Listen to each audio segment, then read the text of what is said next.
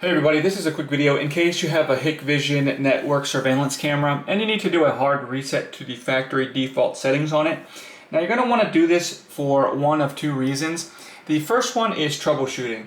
If you're having any issues with this camera not connecting to the network, or if it's not syncing with your devices, or if it's just otherwise, having signal or quality problems, anything like that can very often be fixed with a hard reset to the factory default settings. Now you're going to need to set everything up again because it will all be wiped off of it.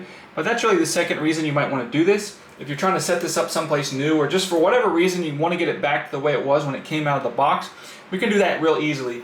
Now you're going to need a paper clip or something like that, or a pin to press the reset button. Just make sure it's not too sharp that it's not going to damage the device.